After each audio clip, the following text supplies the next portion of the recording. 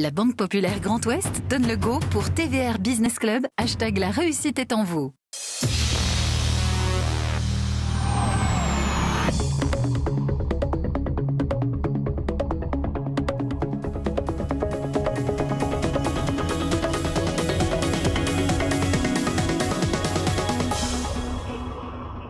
Bonjour à tous, soyez les bienvenus pour ce nouveau rendez-vous du TVR BPGO Business Club où l'économie décryptée par ceux qui la font et avec les membres de chroniqueurs du jour que je vais vous présenter dans un instant. Nous sommes heureux, honorés d'accueillir sur ce plateau Jacques Rocher. Bonjour Jacques. Bonjour Stéphane, comment ça va? Super bien, avec toujours un moral économique que l'on souhaite au mieux, malgré cette crise de la Covid. On est très heureux de vous accueillir. Vous êtes le président de la Fondation Yves Rocher. Vous êtes par ailleurs maire de Lagacilly. C'est le berceau familial. Réélection pour un 3e mandat. Félicitations à vous. Et on est très très heureux de vous accueillir car le sujet est sensible. Oui, notre planète est en difficulté. Oui, elle est parfois menacée. Et oui, il s'agit d'en faire l'affaire de tous. Il y a des chiffres qui ne trompent pas, plus de 100 millions d'arbres plantés. On vous surnomme d'ailleurs un peu Jacques le planteur, hein? C'est un peu ça? D'arbres, le planteur d'arbres. Oui. Bah oui, parce que c'est vrai que cette histoire est partie d'une utopie. Il y a une douzaine d'années, j'avais signé une convention avec les Nations Unies et Wangari Maathai, qui avait reçu le prix Nobel de la paix, cette femme qui était d'origine kenyane. Et puis, de 1 million, on est parti à 5, à 10, à 50 pour fêter les 50 ans de notre marque, Yves Rocher. Et puis voilà, 100 millions.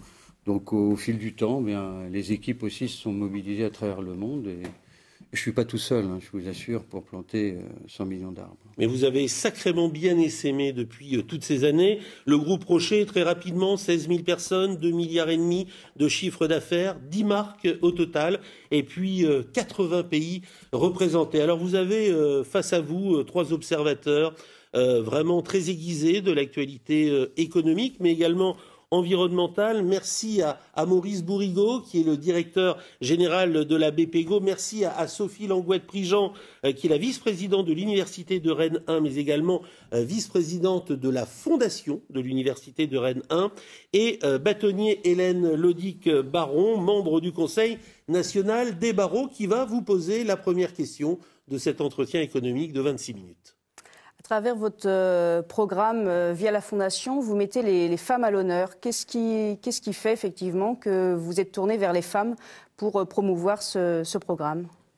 Vous savez, c'est simple. Hein. Nous, notre fondation, on l'a créée il y a 30 ans avec mon père, Yves Rocher. Et moi, je suis parti du principe où notre fondation existait grâce à l'époque à la marque Yves Rocher. Et si on a réussi à financer aussi tous ces programmes, c'est grâce aux clientes qui ont acheté nos produits. Donc il y a 20 ans maintenant, puisqu'on va fêter les 20 ans du programme Terre de Femmes, il nous a paru tout à fait normal, logique de soutenir des femmes qui agissaient pour l'environnement.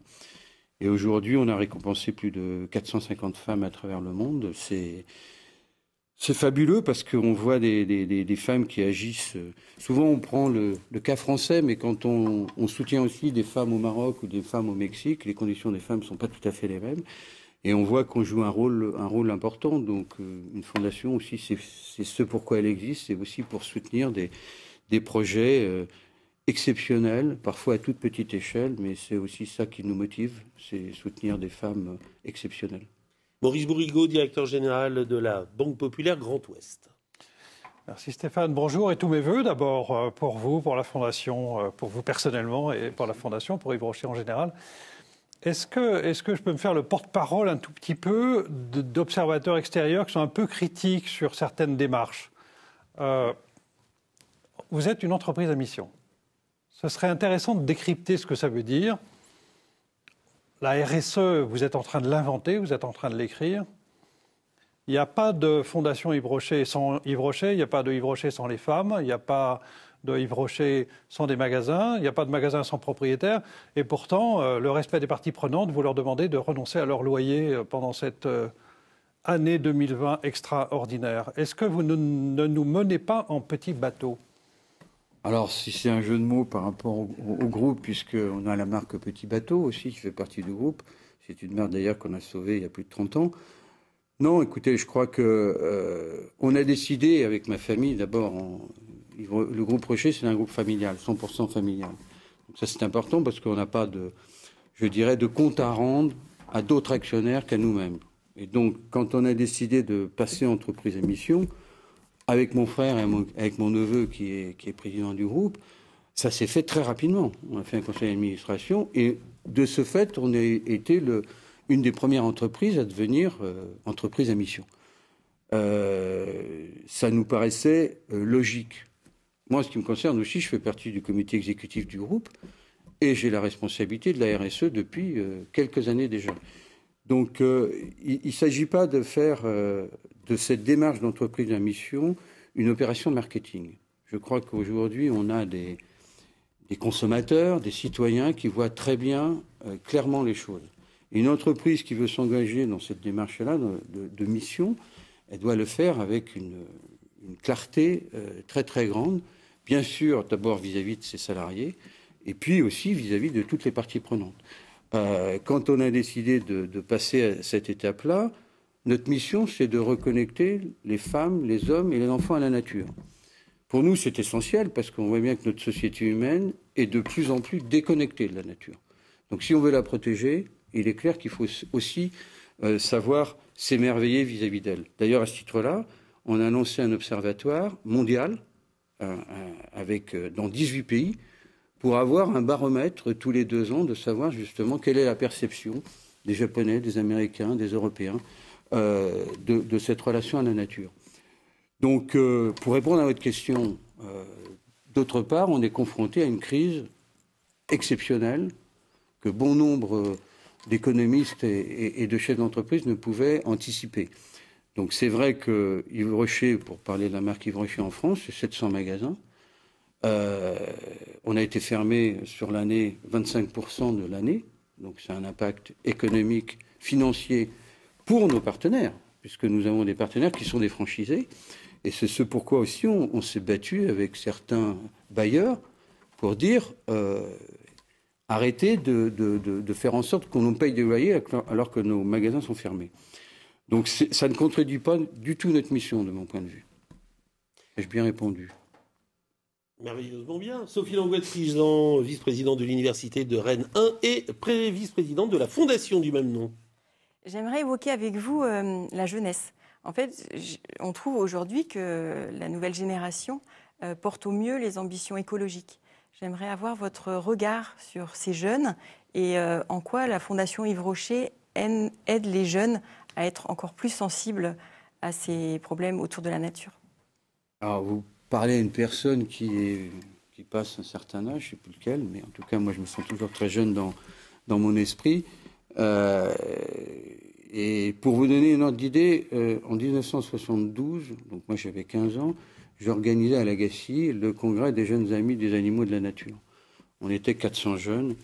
Il y avait Alain Bougrain-Dubourg qui est resté un ami et qui fait partie du comité de mission du groupe d'ailleurs. Moi je crois beaucoup à la jeunesse parce qu'on a besoin d'abord de travailler avec elle, on a besoin de la soutenir, on a besoin d'apprendre aussi auprès d'elle. Hein, c'est ce pourquoi, il y a 20 ans, j'avais lancé un programme qui s'appelait Une école, un arboretum, dans le cadre de la Fondation, où justement on travaillait avec les enfants, en particulier du primaire, et on menait des actions à la fois avec les professeurs, parce qu'ils jouent un rôle considérable, et on travaillait sur le rôle de l'arbre dans la société. L'arbre, c'est pas simplement un élément d'alignement dans un paysage. L'arbre est un élément du vivant extraordinaire. Et c'est vrai que, pour revenir à votre question, on veut continuer à travailler dans ce sens-là. On a initié avec différents partenaires le programme 1, 2, 3 plantes haies. Et c'est vrai que c'est essentiel aussi, à la fois de planter des haies, parce que pour la petite histoire, quand même, pour qu'on soit clair, en France, on se targue de dire que nos forêts progressent, mais on a détruit depuis 60 ans plus de 500 km de haies. Et on continue à détruire les haies. Et les haies sont extrêmement importants pour la biodiversité et les écosystèmes. Sauf qu'ils ne sont pas très imposants.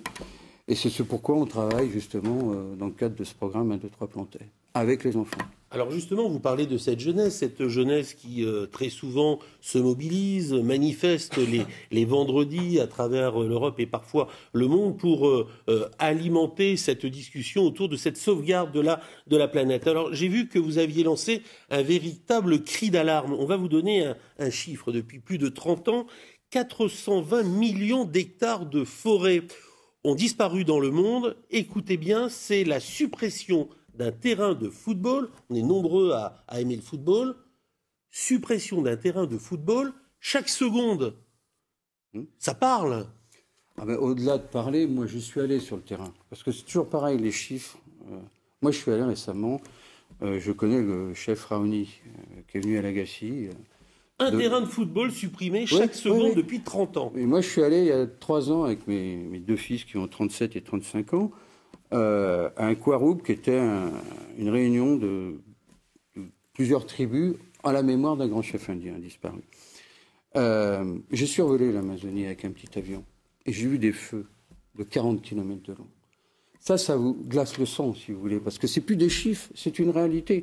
Et c'est lié à quoi? C'est lié aussi à notre société, puisque on utilise du soja qui va nourrir nos bêtes, bon, etc., etc. Et donc ce processus de destruction, on en est aussi partie prenante dans notre consommation, et bien évidemment, potentiellement en tant qu'entreprise. Et c'est ce pourquoi aussi, pour moi, dans le cadre de la RSE, pour une entreprise, il est très important d'aller jusqu'au bout des choses pour savoir quel est notre impact. Alors, pour résumer, j'aurais mis 12 ans de ma vie pour planter 100 millions d'arbres. Question, pour un champion, c'est combien de temps de la déforestation? Vous avez certainement la réponse. 15 jours. Voilà. Donc ça relativise totalement ce que l'on peut faire.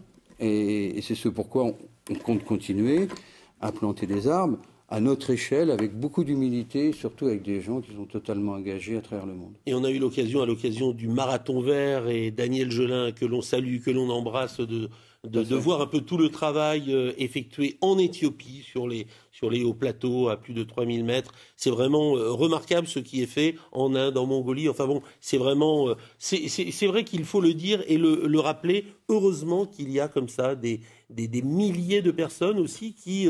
à vos côtés, derrière vous, eh bien, pense un peu mieux à notre planète. On va y aller sur des questions rapides, réponses rapides, et on va tourner assez rapidement. Hélène. Vous vous engagez pour l'écologie à travers le monde, mais vous êtes également très engagé dans votre territoire, puisque vous êtes maire de Lagacy depuis un certain nombre d'années. Je voulais savoir, qu'est-ce qui vous a poussé à prendre cet engagement au niveau local, et qu'est-ce qui vous a apporté par rapport à votre vision des... Oh, c'est très simple. Mon père et ma mère sont originaires de ce village. Mon père, Yvon Rocher, s'est battu toute sa vie pour développer une activité économique à l'intérieur de ce village. Il disait, quand il avait 29 ans, donc on était en 1959, quand il se présentait, il disait « Imaginez, réaliser, construire, voilà mon but. Un jour, Lagacy sera prospère, j'en fais le serment. » Du haut de ses 29 ans, il y a beaucoup de concitoyens qui disaient que Genot, il n'avait pas fait grand-chose à l'époque. Enfin, il avait créé une activité. Et donc, son objectif, c'était de faire en sorte que son village ne crève pas. Il s'était donné ça aussi comme objectif, et donc créer de la richesse en développant son entreprise. Alors moi, je suis un peu son chemin à ma petite échelle, mais c'est vrai que je suis engagé parce que j'aime profondément mon village. Et qu'en plus de ça, ça me change totalement de registre quand on est dans le monde de l'entreprise ou dans le monde du mécénat et autres. Eh bien, voilà, on est confronté à des réalités qui sont tout à fait différentes. La construction d'un EHPAD, à son fonctionnement, etc.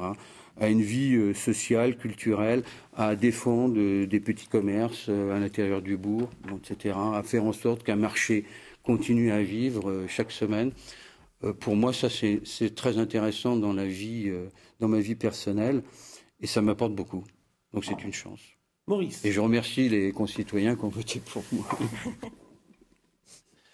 Est-ce que la crise est bien gérée en France? Est-ce que la crise, du point de vue sanitaire, du point de vue social, du point de vue économique, est-ce qu'elle est bien gérée à vos yeux, de maire pour prendre ce fil conducteur? Alors, je ne voudrais pas d'en rajouter, si vous voulez, de la crise à la crise. Je pense qu'on est confronté à quelque chose d'imprévisible, que personne ne pouvait vraiment voir. Donc, bien sûr qu'il y a des imperfections dans la gestion d'une crise comme celle-là. Alors, on met en avant le fait que l'Allemagne a très bien géré la crise. Nos amis allemands, c'est vrai, sont très organisés. Puis on voit qu'elle est en train de les rattraper. Hein. Tous les magasins sont fermés depuis le 20 décembre en Allemagne. Donc, si vous voulez, j'ai pas envie d'en rajouter, personnellement, parce que c'est trop facile. Moi, je le vois en tant qu'élu. Souvent, on se prend plein la tête, excusez-moi du terme, sous prétexte que ça n'a pas été fait assez vite, etc., etc. Donc, au niveau d'un État comme le nôtre, il est sûr qu'il y a des améliorations à apporter dans la gestion d'une crise pareille, mais en ce qui me concerne, c'est pas moi qui en rajouterai, quoi. Donc, je répondrai avec une vision un peu de centriste, que certainement peut mieux faire, mais déjà, il faut faire le travail, et que d'un point de vue économique, parce que ça, aujourd'hui, on ne le met pas suffisamment en avant, mais le soutien de l'État vis-à-vis des salariés, vis-à-vis des entreprises, est exceptionnel. On verra ce que ça donnera par la suite. Sophie. Les populations se concentrent dans les métropoles aujourd'hui, même si, avec le confinement, on a vu des mouvements de personnes qui s'installaient à nouveau à la campagne. Mais je voudrais avoir votre vision, comment on peut repenser la nature en ville? Parce que je crois que, vous savez, la nature en ville, elle est déjà sur son balcon, hein, si je peux m'exprimer ainsi, hein, déjà. Hein. Est-ce que vous pensez qu'on peut aller plus loin? Et puis après, effectivement, il faut protéger des milieux. Hein, vous savez, j'ai cet exemple de Wangari Maathai, moi, que j'aime beaucoup. Cette femme-là a reçu le prix Nobel de la paix. Nairobi, c'est une ville, en 1930, c'était 5-10 000 habitants. Aujourd'hui, c'est 5 millions d'habitants. Moi, je suis allé avec des lauréates de Terre de Femmes, une lauréate de Terre de Femmes, dans le bidonville, j'allais dire Slumdog, le bidonville de Nairobi, qui fait 1,5 million d'habitants. J'ai vu des conditions de vie absolument incroyables et des gens extraordinaires.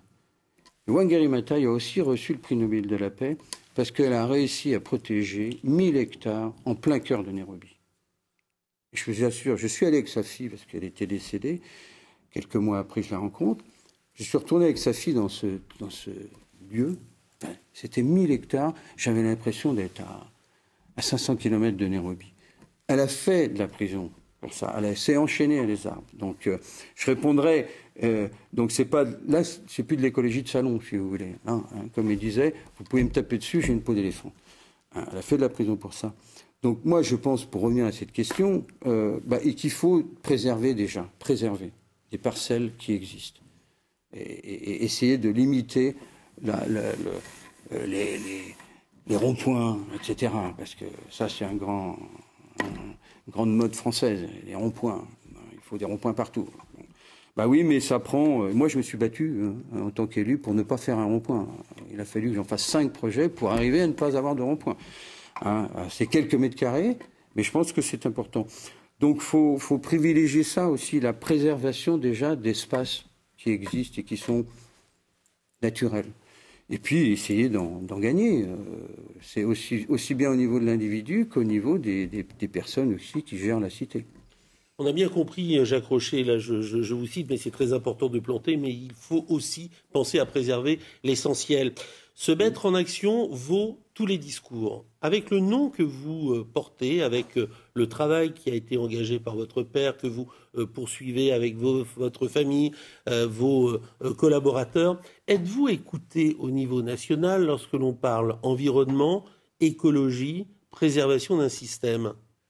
Je ne sais pas, et moi ce qui m'intéresse, c'est d'abord l'action.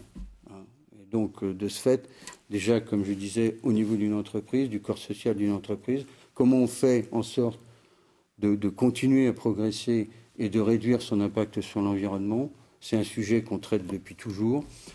Bon, voilà, maintenant, après, je ne cours pas après les reconnaissances nationales. Mais eux pourraient courir après vous pour avoir des idées. Oui, mais vous savez, j'ai organisé un festival de photos qui est le plus grand festival en termes de fréquentation, 300 000 visiteurs. À l'Agassi. Bon, dans un petit village. Bon, bah, a priori, je n'ai pas vu encore un ministre de la Culture venir, parce que pour eux, voilà, c'est un petit village, quoi, vous voyez. Donc la culture, ça se fait dans les grandes métropoles ou à Paris. Bon, dont acte, ça ne m'a pas empêché de faire ce festival, avec de faire en sorte qu'il existe, et de faire en sorte d'attirer justement 300 000 personnes, et de leur montrer à la fois la beauté du monde, l'émerveillement, mais aussi une réalité justement liée à la destruction. Il nous reste 4 minutes 30. Hélène, très rapidement. Pour vous, la clé, c'est quoi? C'est la compréhension, la transmission? C'est quoi la clé pour préserver justement notre planète? Moi, je pense que c'est l'émerveillement déjà. Garder notre âme d'enfant quand on voit une fleur, on voit la nature, on regarde un oiseau. Je pense que cette dimension-là, pour moi, elle est essentielle. À partir de ce moment-là, après, il faut se mettre en action. Et il y a des gens qu'on peut accompagner, justement, et c'est notre rôle. Nous, notre fondation, elle est reconnue d'utilité publique. Je me suis battu pendant 3 ans pour qu'elle soit reconnue d'utilité publique. Pour moi, c'est très important. Elle a un vrai rôle, mais encore une fois, elle ne peut pas agir toute seule. Donc, à nous de... Voilà, quand des personnes ont de la lumière dans les yeux par rapport à la nature, à nous de les soutenir. Maurice, question-réponse en 1 minute. Je suis curieux de connaître votre raison d'être. Est-ce que ça veut dire frugalité pour vous? Frugalité, je pense que c'est important aussi dans notre société. On dépense parfois sans compter, et je pense que c'est important, que ce soit au niveau d'une entreprise ou au niveau d'un individu. Consommer pour consommer, oui, mais jusqu'où? Donc pour moi, le mot frugalité, nous on met innovation et frugalité. On peut faire de l'innovation frugale, c'est ce qu'on met aussi dans notre raison d'être d'entreprise. Et avec le même tempo, Sophie. Quel plus grand conseil donneriez-vous à un entrepreneur pour que ses activités ne menacent pas davantage la nature? C'est une réponse difficile. Non, je pense qu'à partir du moment où on prend conscience, parce que moi je pense que c'est aussi bien pour l'aspect environnemental que pour des ONG ou autres, de notre impact. C'est ça la question. On a un impact, que ce soit en tant qu'individu ou en tant qu'entreprise. Et l'entreprise, là, tout dépend de sa taille, mais elle a un grand impact. C'est essentiel. Après, il faut travailler avec des gens avec lesquels on partage cet esprit-là. Et puis, c'est un processus d'amélioration continue. C'est ça qui est fabuleux. Pour moi, il n'y a pas de fin en soi, mais il faut déjà avoir l'envie de faire. Et puis, à partir du moment où on a l'envie, on peut aller très loin. Jacques Rocher, 2 dernières questions. On est au mois de janvier, c'est la période des vœux. Quel est votre vœu? Mon vœu le plus sincère, c'est que cette crise sanitaire s'éteigne. Ça, c'est un vœu pieux, peut-être, parce qu'on voit comment ça se passe aujourd'hui. Mais c'est vrai que ça nous met dans des relations sociales déjà distanciées. Et puis, ça a un impact énorme aussi d'un point de vue économique. Donc, pour moi, c'est pas... J'espère que ça va s'arrêter. Je ne sais pas quand, mais j'espère que ça va s'arrêter. La toute dernière question, très rapidement, Maurice. Non, je crois qu'on a bien compris votre ligne de conduite. Comment va Yves Rocher? Le groupe Yves Rocher va bien, puisqu'il est diversifié en termes de marques, il est diversifié en termes de réseau de distribution, et il est diversifié en termes géographiques. Et donc, de ce fait, il y a des chambres de compensation qui ont permis d'absorber cette crise. Si nous n'avions été que franco-français, j'aurais pu vous dire qu'on aurait été très mal, puisque vous parliez de petits bateaux, il y a une crise du textile, une crise du retail, puisque les magasins fermés, Yves Rocher fermé pendant 25% du temps, ça a eu un impact considérable. Mais je dirais, heureusement, nous sommes un groupe diversifié, on travaille avec des banques qui nous soutiennent, on a pris des enjeux aussi en achetant une affaire aux États-Unis il y a 3 ans. Et cette affaire marche très très bien. Elle fait du social selling, du direct selling. Et on a vu que grâce au digital, aujourd'hui, notre groupe, c'est 50% de ce chiffre d'affaires, soit en e-commerce, soit à travers le social selling. Donc, et le mot de la fin? beaucoup d'enseignements face à une crise. Et face à une crise, eh ben, il faut savoir réagir. Et j'ai la chance d'avoir un grand patron qui est mon neveu, qui a 42 ans et qui voit pour les 20 années à venir. Brice Rocher, merci infiniment. Merci Jacques Rocher. Vous rappelez une émission où on disait à la fin, faites un rêve. En 5 secondes, votre rêve? C'est de continuer à planter des arbres. Je plante des arbres. Là. Jacques Rocher, président de la Fondation Yves Rocher, merci grandement d'avoir accepté l'invitation du TVR BPGO Business Club. Merci. On recevra votre préfet la semaine prochaine, le préfet du Morbihan, le préfet Faure. Nous parlerons du plan Relance en France. Merci à tous.